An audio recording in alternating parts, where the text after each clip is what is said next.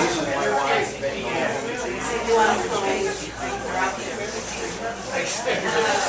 I know there's a lot of people still coming in, but we're going to go ahead and get started since it's 5 after 7 now. Hello. Hi, everybody. It's not like A&M. You don't have to say howdy back. My name's Alan Merle. I'm with One by Land Society. This is a kind of a joint venture operation between us and Fort Bend Tea Party has been so gracious to help us with all this, since they've got all the muscle and we're just a few of us. Just brains. Yeah, right. We're in trouble. What we're going to do tonight, we talked about all this stuff that we've been doing with coordinating with Houston Tea Party and KDT and all the other Tea Party groups around the area to put together these precinct packets that we'll put out to everyone that came to the Greater Houston Tea Party rally in Discovery Green. Now, those precinct packets were designed to get people to get information about what's going on in their specific voting precinct and get them involved. Now, that got people interested in signing up. Now, part of this class's goal is to teach people a few things that you can use when you're going out in your precinct to talk to people. A little information that you can use when you're knocking on doors and you happen to get that liberal professor that's in your neighborhood and he wants to talk to you about First Amendment rights and all, and you're going to hopefully, after this, wetting your whistle a little bit, you're going to go out and read a little more and be able to stand toe-to-toe with him and explain to him just how wrong he is. And just how wrong he's been. Oh yeah, I can do that.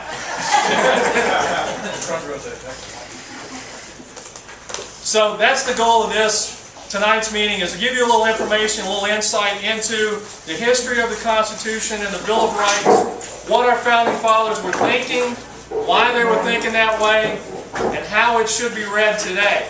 So that you can go out and not sit here and preach to the choir like we're doing tonight, but go out and proselytize to the heathens, so to speak.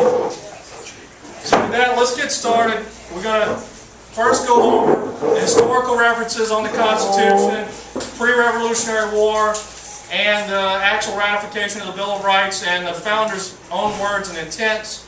I'm going to do that part, and Dave Rosenthal, he's going to tie it together with what's going on today. I think we're going to put together some really scary correlations to what was happening in the 1700s and what's happening now. Just, they're not British, they're Americans. And then, once Dave has tied this together with the current events, we're going to wrap it up with James Ives from Fort Bend Tea Party is going to give you more information about the precinct packets and the precinct training coming up in the next weeks, and how to use this to achieve our goals of getting more people involved and motivated in what's going on in politics in our area and in the nation. So let's get started. The title of this event is Learn About the USA. We're going to start off with the First and Second Amendment of the Constitution. We can talk an hour about Amendment 1 in the first sentence, but we're going to try to piece it down as best we can here. So let's move forward.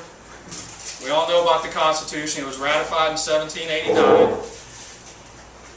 But a lot of the people weren't happy with it. They didn't think it was enough to protect individuals' rights. But before we go on to that, we're going to talk about how the Constitution should be read.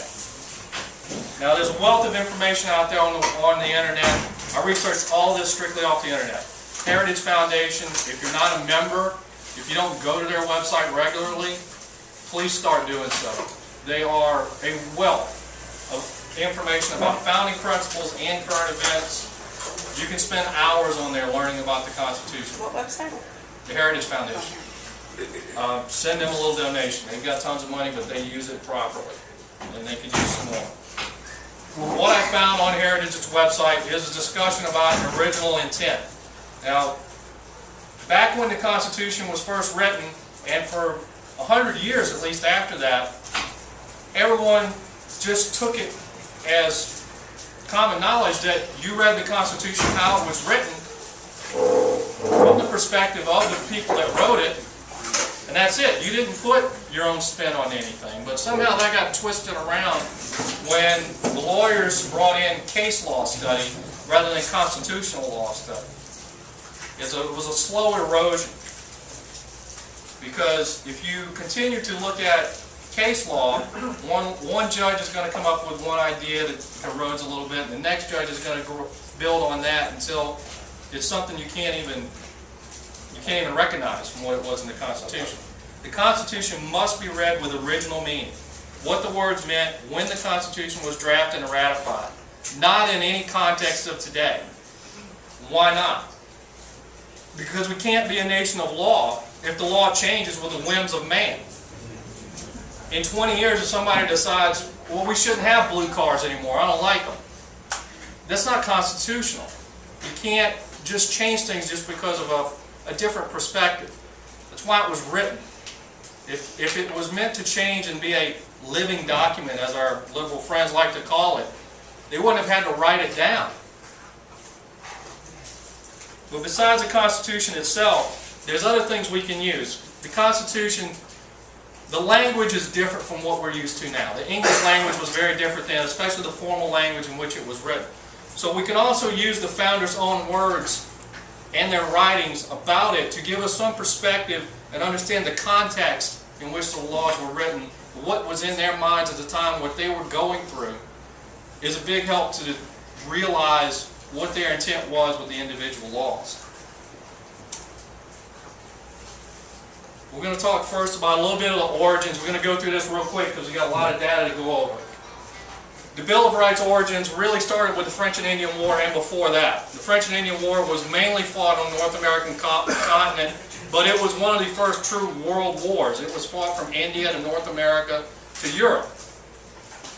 The English viewed their colonists that they were there defending as second-class citizens from the beginning. If you weren't born on English soil, you were considered a lowlife to an Englishman. They weren't allowed to raise their own militias or funds to fight the French with the English. They weren't even allowed to defend their own land against the Indians. The British didn't want them to do that because they were afraid of it. They were afraid that being so far away, they may get the idea that they don't need Mother England anymore. Well, they had the right idea on that. But there were so many things that they did to raise the ire of the colonists. They refused entry in a lot of it in the British Army. They went up to volunteer. We want to help defend our land. They saw themselves as British citizens, as wards of the crown, so to speak. But they wouldn't let them in the British Army because they just decided, well, you know, you're kind of scummy. I don't want you in my army. You're not going to wear a red coat. But they demanded to feed horses and quartering from the colonists while at the same time treating them like serfs. They did not treat them as equals in any men. And these transgressions eroded the colonists' loyalty to the crown and degraded it very quickly over the course of 20 years. England needed the revenue, though, from the colonies to pay the debt. The French and Indian War bankrupted the English Empire. They were fighting worldwide, and they felt that the majority of the work they did was to protect the Americans, so the Americans should pay for it all. So they enacted a whole bunch of acts: the Sugar Act, the Currency Act, the Stamp Act, the Quartering Act, the Intolerable Acts, as they were called. All these were designed to suck money from the American colonies and send it to England. They wouldn't let them buy sugar from the French, for one thing. They imposed a huge tariff on the French so that the British sugar was cheaper. But what they did on top of that, they lowered the tax that they weren't collecting in the first place because nobody was collecting the tax. So they thought that they would be okay with it. But at the same time, they put together this big regulatory agency, sound familiar, to make sure that people were paying the tax then. Well, they got incensed about that and tried to get England to see the error of their ways in that. And what it wound up doing was destroying a lot of the colonies in the Caribbean. The Currency Act, they banned all paper currency that was made by the colonists, and the colonists had to do that simply because they couldn't get currency from England. The English were using gold. There was no gold mines, there were no silver mines, so they had a huge trade deficit. They couldn't get any money, so they started using their own paper money.